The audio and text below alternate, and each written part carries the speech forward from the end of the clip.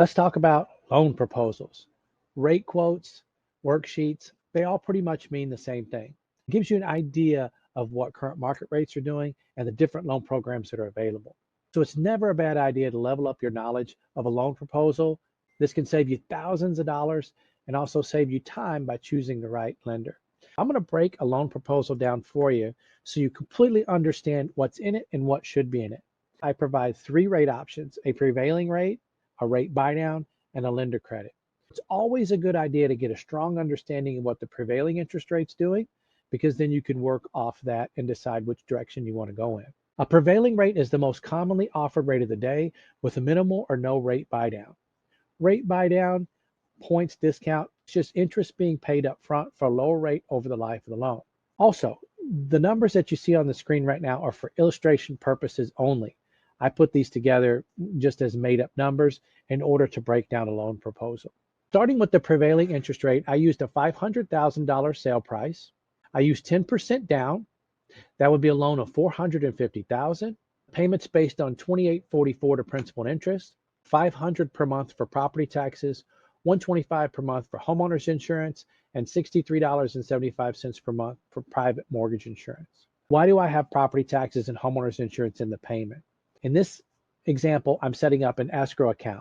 An escrow account is where you take your annual property taxes, your annual homeowners insurance, divide them by 12, and then each time you make a payment, 1/12 goes into an account that's held by your loan servicer. It builds up, and when your property taxes come due and your homeowners insurance comes due, your loan servicer will write a check for them. Regarding mortgage insurance, anytime you're not putting down a full 20% on a mortgage, that loan has to be insured.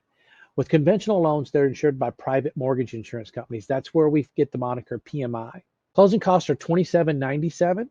The closing cost breakdown is here. This is an itemization. Bank fee, I use $250 in this instance. Bank fees are going to vary between lender to lender. Some lenders will break apart the bank fee in processing, underwriting. Ultimately, it all means the same thing. Some lenders will also call it origination. I like a flat bank fee. It just makes things a lot cleaner and easier. But just be aware that bank fees don't always come in a flat amount. Average cost of appraisal in the state of Missouri is $580. $256, $1050, that's credit report, other reports we have to run while your loan's in process, including a flood certification. $370, $520, $119, and $129, these are all estimated title expenses. When you purchase a home, at the proposal stage, the lender runs a scenario and comes up with estimated title expenses based on the zip code and the sale price. These are generally pretty decent estimations of your title expenses, but ultimately you're going to choose the attorney or the title company in your local area. When you go under contract to buy a home, their title expenses will replace ours, and we'll go off of that. But this is generally a decent quote. And then if you notice here, it says points discount. As I mentioned earlier, the prevailing rate is the most commonly offered rate of the day with a minimal to no rate buy down. In this case, there is minimal rate buy down at this 6.5% scenario that I'm describing here. That is the closing cost. You also have something called prepaids. Prepaids are three things. Number one, anytime you buy a home, you always have to pay a full year's homeowner's insurance up front. Any money that you put into escrow here will go to pay for the policy next year. Number two, interest is collected in arrears when you start a mortgage. A hypothetical of that would be if you're closing the last week of July, for example, we would collect interest on a daily basis to reach the end of the month. You would skip the August payment and your first payment would be due September 1st. Lastly, we pad the escrow account to start it. So we'll take however many months we need based on your county of property taxes in this increment.